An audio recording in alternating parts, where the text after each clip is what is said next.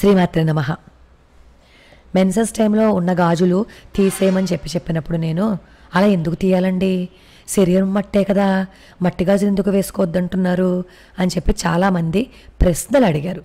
వాటన్నిటికీ సమాధానం ఈ వీడియో. చేతికి మట్టి గాజులు ఉన్నప్పుడు మెన్సెస్ వచ్చిందనుకోండి, 4వ రోజు స్నానం అయిపోయిన తర్వాత వాటిని తీసేయాలి.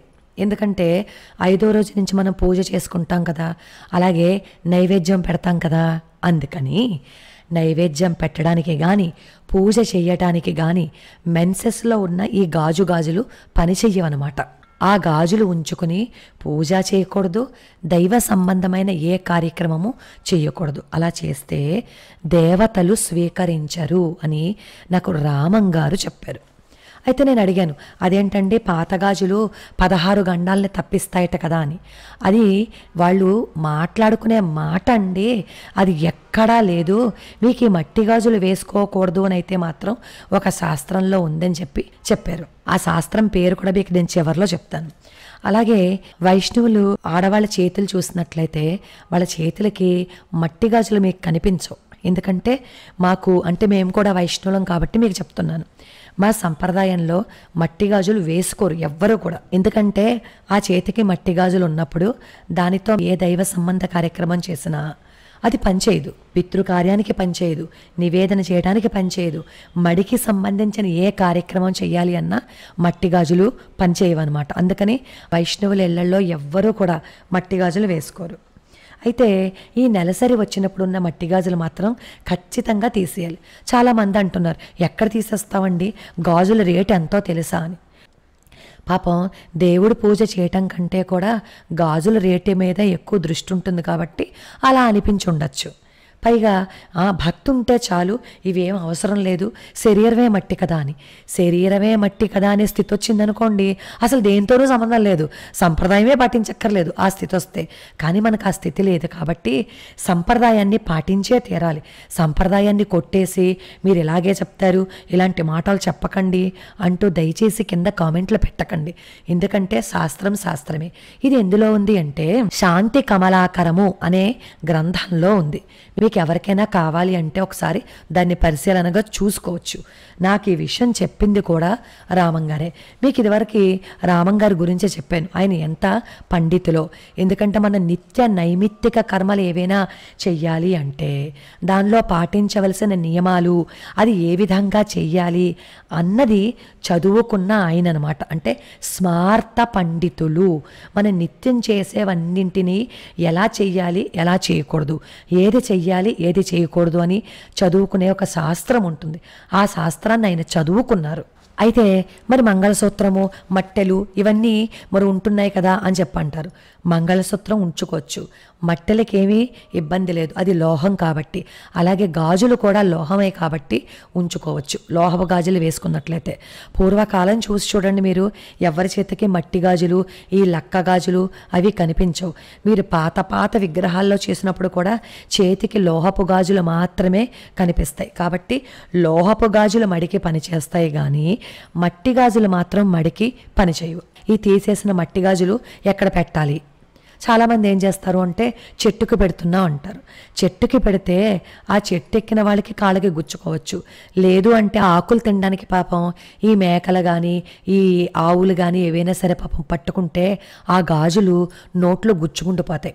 చాలామంది ఏమంటున్నారంటే నీళ్లల్లో వేసేస్తాం, పారే నీళ్లల్లో, సౌభాగ్యానికి గుర్తు కదా అని. మన సౌభాగ్యానికి గుర్తు కదా అని చెప్పి నీళ్లలో వేసేస్తే జలచరాలు ఏమైపోతాయి? ఈ తీసేసిన గాజులు చక్కగా ఓ ప్లాస్టిక్ కవర్లో వేసి మనం ఒక పక్కన పెట్టేయచ్చు. మడికి పని చేయని గాజులు కవర్లో వేసి ఒక పక్కన పెట్టచ్చు, అందులో తప్పే లేదని చెప్పి ఇది కూడా నాకు రామంగారే చెప్పారు. నేను ఏం చెప్పినా కూడా శాస్త్ర సమ్మతమైనవి మాత్రమే చెప్తాను, అంతే తప్ప నా నోటికి వచ్చింది నాకు ఈరోజు ఈ వీడియోస్ని చాలామంది చూడాలి కదా అని మాత్రం చెప్పను. నేను ఏది చెప్పినా రామంగారిని అడిగి కనుక్కుని అప్పుడు మాత్రమే చెప్తాను. కాబట్టి చేతికి మెన్సెస్ టైంలో మట్టి గాజులు ఉంటే అవి మడికి పని చెయ్యవు, పూజకి పని చేయవు. కాదు గాడిద గుడ్డు, మేము ఇంత డబ్బులు పెట్టి కొనుక్కుంటున్నాం, అసలు గాజుల కాస్ట్ ఎంతో తెలుసా అని చెప్పి పాపం చాలామంది బాధపడిపోతూ ఉంటారు. నేను అలాంటి వాళ్ళకి చెప్పట్లేదు. సంప్రదాయాన్ని పాటిస్తూ చక్కగా మన సంస్కృతి సంప్రదాయాలకు అనుగుణంగా ఎవరైతే పూజ చేసుకోవాలని అని అనుకుంటున్నారో వాళ్ళకి మాత్రమే చెప్తున్నాను. అసలు ఈ గాజులు ఎందుకు వేసుకోవాలి? మన శరీరంలో జీవనాడి అనేది ప్రతి అంగానికి సంబంధం ఉంటుంది. అదే వేగస్ నర్వ్ అనేది. ఇందులో కొన్ని శాఖలు కొన్ని అంగాలకి కనెక్ట్ అయి ఉంటాయి. అలా కనెక్ట్ అయిన ఒక శాఖలోని నరం మన చేతిలో మణికట్టు దగ్గర నుంచి ఉంగరము వేలు చివరి వరకు వ్యాపించి ఉంటుందన్నమాట. అలా వ్యాపించి ఉండడం వల్ల ఇక్కడ కొంచెం ఒత్తిడి కలిగించాము అనుకోండి, ఒత్తిడి కలిగించడం వల్ల ఈ ఒత్తిడి స్త్రీల యొక్క జననేంద్రియాల మీద, గర్భకోశం మీద ప్రభావం ఎక్కువగా ఉంటుందన్నమాట. అందుకే ఆయుర్వేద డాక్టర్ల దగ్గరికి వెళ్ళినప్పుడు ఒంట్లో బాగాలేదు అంటే వాళ్ళు నాడి పట్టుకుని చూస్తారు. ఆ అమ్మాయి గర్భవతా కాదా చెప్పేస్తారు. కేవలం యూరిన్ ఎగ్జామ్ వరకు వెళ్ళక్కర్లేదు, నాడి పట్టుకుని చెప్తారు. అంటే మణికట్టునందు ఉండే నాడితోటే గర్భధారణ జరిగిందా లేదా అనేది వైద్యులు కనుగొంటున్నారు. అంటే అక్కడ ఉన్న ప్రాముఖ్యత మనం అర్థం చేసుకోవాలి. ఇలా గాజులు వేసుకోవటం వల్ల అక్కడ స్వల్పంగా ఒత్తిడి పడుతుంది. ఇలా ఒత్తిడి పడటం వల్ల శరీరంలో ఏదైతే జీవనాడి యొక్క శాఖలు ఉన్నాయో ఆ శాఖ కూడా ఇక్కడ ఉంటుంది కాబట్టి దాని మీద కొంచెం ఒత్తిడి జరిగి రక్త ప్రసరణ బాగుంటుంది. అలాగే హృదయ స్పందన కూడా చాలా బాగుంటుంది. అందుకే రజస్వలైన తర్వాత ఆడపిల్లల్ని చేతికి గాజులు లేకుండా ఉంచుకోకండి అంటారు. చేతికి నిండా గాజులు వేసుకుంటే వాళ్ళ యొక్క మెన్సెస్ ప్రాబ్లమ్స్ కూడా చాలా వరకు పోతాయని ఆయుర్వేద వైద్యులు చెప్తారు. ఆయుర్వేద వైద్యుల దగ్గరికి వెళ్ళినప్పుడు ఈ చేతి మణికట్టుల దగ్గర, ఈ కాళ్ళ పట్టీలు పట్టుకునే దగ్గర కొన్ని నరాలని నొక్కి పట్టి ఉంచమంటారు. అలా నొక్కి పెట్టి ఉంచితే కొన్ని మెన్సెస్ ప్రాబ్లమ్స్ పోతాయని. గాజులు వేసుకోమనే కారణం అదే. సామాన్యంగా వెండి లేక బంగారు గాజులు ధరిస్తారు.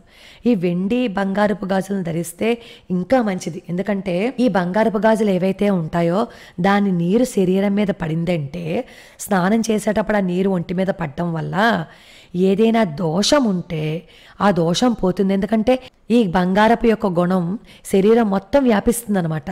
దీన్నే ఎలక్ట్రోమాగ్నెటిక్ యాక్టివిటీ అంటారు. అందుకే ఆయుర్వేదంలో కూడా బంగారం నందు సంతానోత్పత్తికి కావలసిన శక్తి ఉందని చెప్తారు.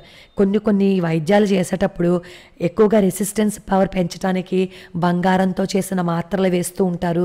రామేశ్వరం దగ్గర కూడా స్నానం చేస్తే మగవాళ్ళలో వీర్య కణాలు ఎక్కువగా పెరుగుతాయి అని చెప్తారు. ఎందుకంటే అక్కడ కొన్ని ధాతువులు ఉన్నాయి అని చెప్తారనమాట. అవన్నీ మనం తర్వాత వీడియోలో చెప్పుకుందాం. అలాగే సీమంతం చేస్తున్నప్పుడు ఆడవాళ్ళకి ఎక్కువ గాజులు ఎందుకేస్తారు అంటే ఈ చేతుల యొక్క నాడులు సరిగ్గా ఉండి దాని మీద ఎంత ఒత్తిడి పడాలో అంత ఒత్తిడే పడితే ఈ రక్త ప్రసరణ కానీ ఈ జననేంద్రియాలకు సంబంధించినవి కానీ కొన్ని దోషాలు పోతాయని చెప్తారనమాట. ఈ గాజులు ఎక్కువ ధరించారనుకోండి సుఖప్రసవం కూడా జరుగుతుందని చెప్తారు. ఎందుకంటే గర్భకోశంపై కొంచెం ఎక్కువ ఒత్తిడి ఉండాలి. అయిన తర్వాతే కదా మనకి పుట్టింటికి తీసుకెళ్తారు. పుట్టింటికి తీసుకెళ్ళిన తర్వాత ఇంకా డెలివరీకి వచ్చింది మా అమ్మాయి అంటారు. ఎందుకు? ఈ గాజులు వేస్తే ఎప్పుడు ఎంత ఒత్తిడి ఉండాలి అనేది శరీరమే చూసుకుంటుందన్నమాట. అందుకని ఏర్పరిచిన ఒక అద్భుతమైన సంప్రదాయం అది. అయితే ఈ మట్టి గాజులు ఎందుకు వేసుకుంటారు అంటే ఈ చేతి మణికట్టు దగ్గర ఒత్తిడి ఎక్కువ ఉండాలి అంటే 1-2 గాజులు సరిపోవు. మరి బంగారమైనా వెండైనా 1-2 వేయగలం కదా. అందరూ బంగారపు వెండి గాజులు వేసుకోలేరు కదా.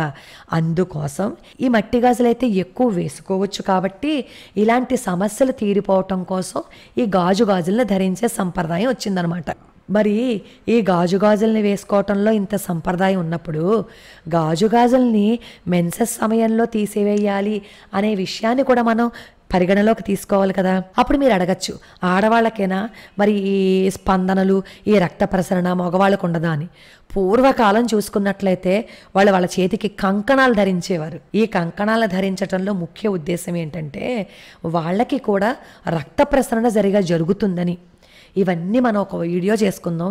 చాలా అద్భుతమైన విషయాలు, చాలా సైంటిఫిక్గా ఉంటాయి. ఆఖరికి మంగళసూత్రం మనం ఎందుకు వేసుకోవాలి, మరి వేదాల్లో లేదు కదా, తర్వాత ఎందుకు పెట్టారనే విషయం కూడా మనం తెలుసుకుందాం.